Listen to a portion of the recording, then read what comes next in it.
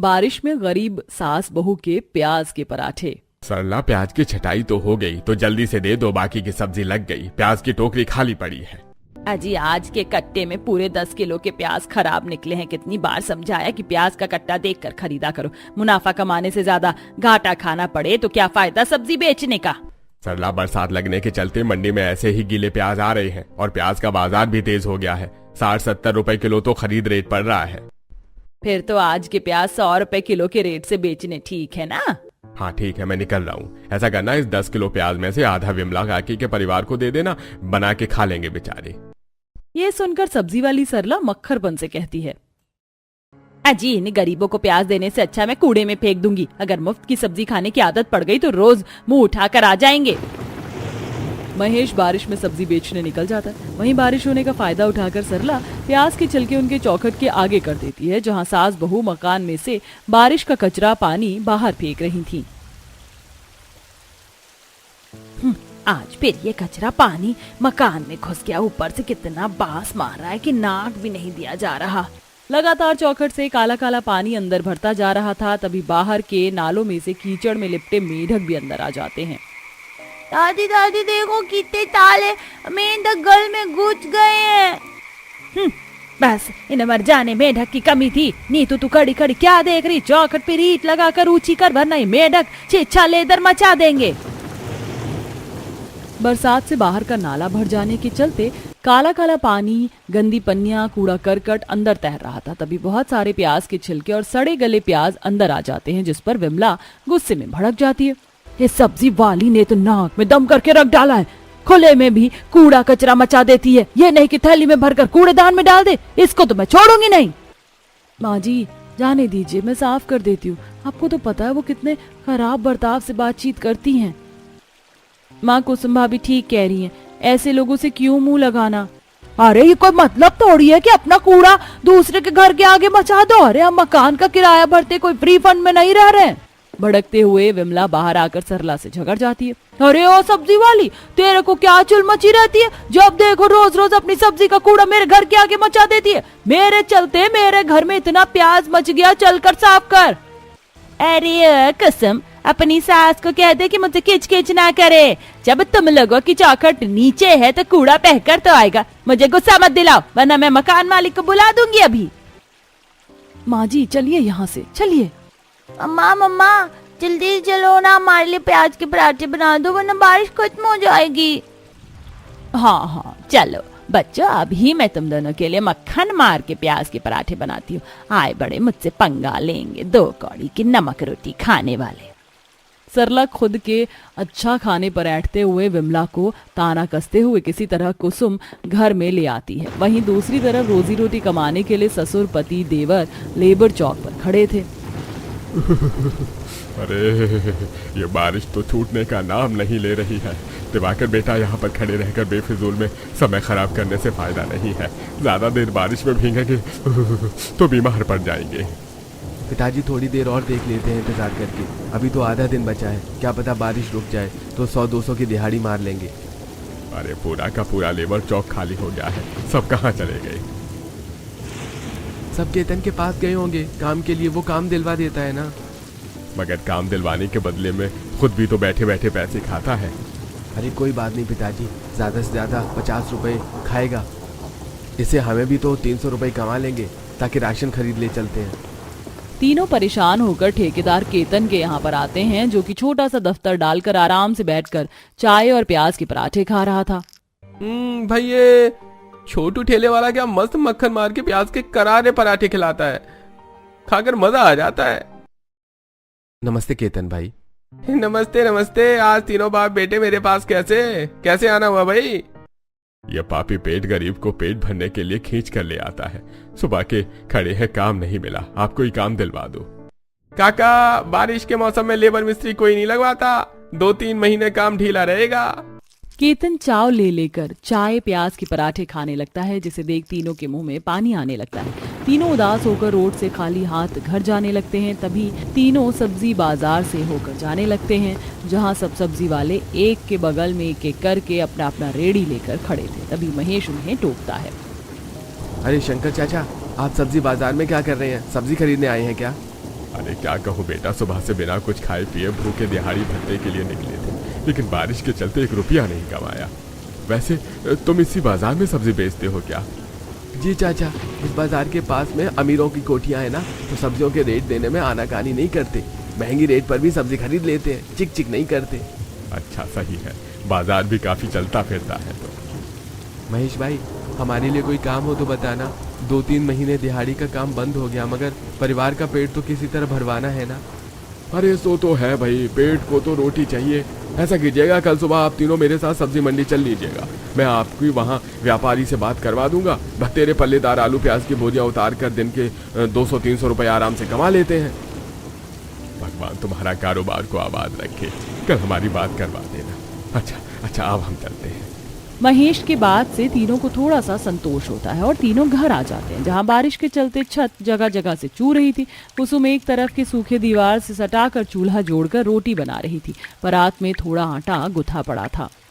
माँ, तुमने मेरा वाला पराठा बना दिया तो प्लेट में डाल दो ना, भूख के मारे मेरे पेट में चूहे दौड़ रहे हैं। राजा बेटा थोड़ा सब्र रख ले, बना रही हूँ।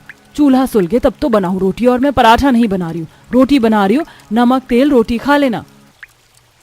नमक तेल से सूखी रोटी खाने के लिए बोलने पर दोनों बच्चे गुस्सा दिखाने लगते हैं। मुझको नहीं खानी है सूखी सी रोटी, एक तो तुमने साथ में सब्जी भी नहीं बनाई। अगर तुम पराठा नहीं बनाओगी तो मैं नहीं खाऊंगा। ठीक है, नहीं खाना तो मत खा, भूखे रहे। बहुत नखरे चढ़ गए हैं तुझको। रुचि, तुझको रोटी खानी है, तुझे भी नखरे दिखाने हैं। मम्मी प्लीज हम दोनों के लिए थोड़ा सा नमक तेल डाल कर पराठा बना दो ना, सूखी रोटी गले में अटकती है। Please please mummy. अपने गरीब पोते पोती को एक सादा पराठा खाने के लिए ललकते विमला से देखा नहीं जाता। वो पिघल कर बोलती है, कुसुम बहू, दोनों को तेल में एक एक पराठा बना कर देते, कम से कम नमक वाला पराठा चाव से खा तो लेंगे। इस गरीबी के चलते हमें इतना भी नहीं जुड़ पाता कि बच्चों को कभी कुछ अच्छा बना कर खिला दे। जब से बारिश का मौसम चढ़ा है, पड़ोसियों के घर में रोज कचौरी पकौड़ी पराठे पकते हैं, देख कर मेरा बहुत कलेजा कुड़ता है। बोलते बोलते विमला अपने खराब हालातों पर रो जाती है। किसी तरह बोतल में बचे थोड़े से तेल को चुआ चुआ कर कुसुम दोनों बच्चों को पराठा बना कर दे देती है। तभी ललित, दिवाकर, शंकर भी आ जाते हैं। माँ, पिताजी और दोनों भैया भी आ गए हैं। विमला, खाना बन चुका है क्या? अरे बड़े जोर की भूख लगी है। अजी, घर में तो एक मुट्ठी आटा चावल भी नहीं पड़ा था। नीतू को भिजवा कर लाला से उधार लगा कर आटा मंगवाया था। अच्छा ठीक है। माँ, आपसे उधार पर राशन मंगवाना हो तो मुझको मत भेजना। बनिया 4 लोगों के बीच में टोक रहा था। इस पूरे महीने में उसकी दुकान पर से काफी ज्यादा उधार कर लिया है, इसीलिए टोका होगा। कल सुबह काम के लिए सब्जी मंडी जाएंगे, बस ढंग से काम और पैसे मिल जाएं तो सबसे पहले बनिया का उधार खत्म कर देंगे। पूरा गरीब परिवार किसी तरह नमक रोटी खाकर गुजारा करता है। अगले तड़के सुबह 5 बजे महेश उनका दरवाजा खटखटाता है। अरे शंकर चाचा, दिवाकर भाई, ललित, अरे मंडी नहीं चलना क्या? बस 2 मिनट दीजिए भैया, अभी आ गए। लाल चाय बनी है घर में, पियेंगे आप? अरे नहीं, मैंने तो सुबह 5 बजे ही चाय आलू के पराठे खा लिए हैं। सुबह मंडी जल्दी निकलना होता है ना, तो सरला नाश्ता करवा कर भेजती है। चाय पीकर तीनों महेश के साथ सब्जी मंडी चल पड़ते। आसमान बिल्कुल काला हो रखा था।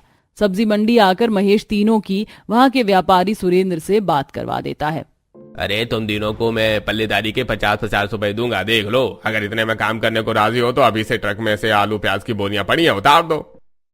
भैया, एक तो 50-50 किलो आलू वाले प्याज का बोरा उतारना है और बदले में बस 50 रुपए देंगे तो क्या फायदा? कम से कम 100-150 रुपए एक पल्लेदार का बनता है। आखिर इतनी मेहनत का काम है।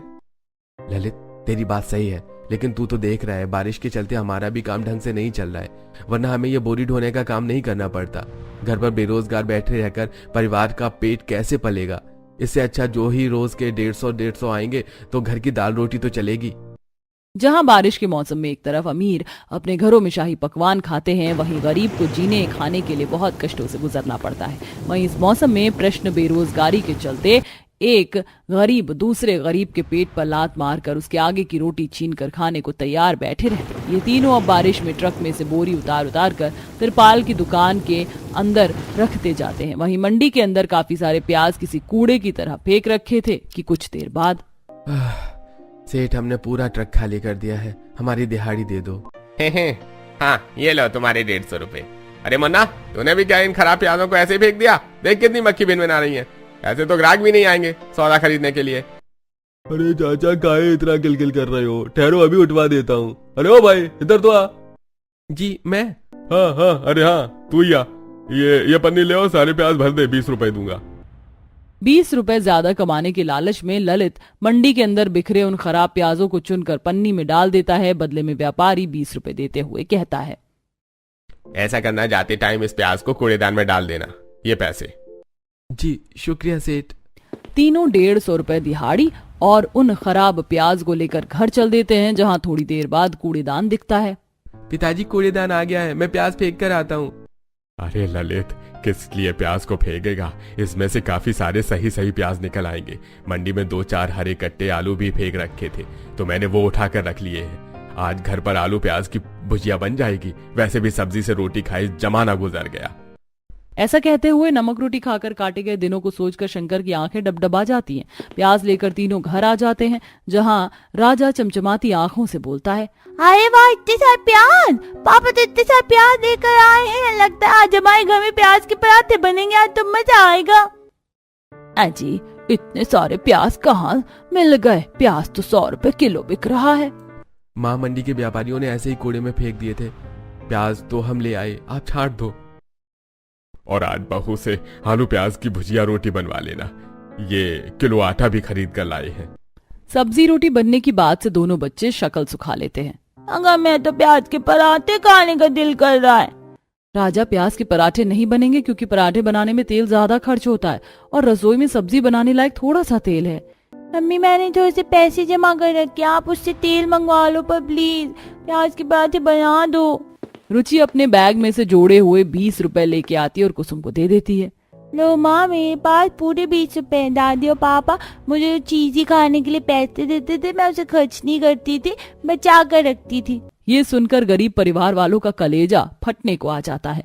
ललित आंसुओं से भर के कहता है, मेरे प्यारे भतीजे भतीजी को पराठे खाने हैं तो आज घर में पराठे जरूर बनेंगे। मेरे पास भी 20 रुपए हैं, मैं लाला के पास से थोड़ा खुला रिफाइंड खरीद कर लाता हूँ। ललित 40 रुपए लेकर बनिया के पास से रिफाइंड खरीद के लाता है। दोनों सास बहू खराब प्याज के छिलके उतारती हैं। कुसुम बहू, तू जाकर आटा चाल ले, तब तक मैं ये प्याज काट देती हूँ। जी माँ, ये लीजिए। दोनों सास बहू साथ में मिलजुल कर प्याज के पराठे की तैयारी में भिड़ती हैं। सास बारीक बारीक प्याज काटती है और आटे में अजवाइन, नमक, मिर्च का बुरादा और प्याज मिलाकर नरम नरम आटा गूंथकर गरम गरम पराठा बनाती है। देखते देखते प्याज के पराठे की खुशबू पूरे घर में भर जाती है। आहा, आज तो घर में प्याज के पराठे की कितनी बढ़िया खुशबू आ रही है। बहू, एक पराठा बन गया हो तो दे दे। नहीं मम्मी, पहले पराठा मुझको देना, मैं खाऊंगी। नहीं, मैं घर में सबसे छोटा सा प्यार सा बच्चा हूँ, इसलिए सबसे पहले पराठा मैं खाऊंगा। मक्खन लगाना तो कोई इससे सीखे। कुछ ही देर में बहू सबको गर्मा गर्म प्याज के पराठे बनाकर खिलाती जाती है।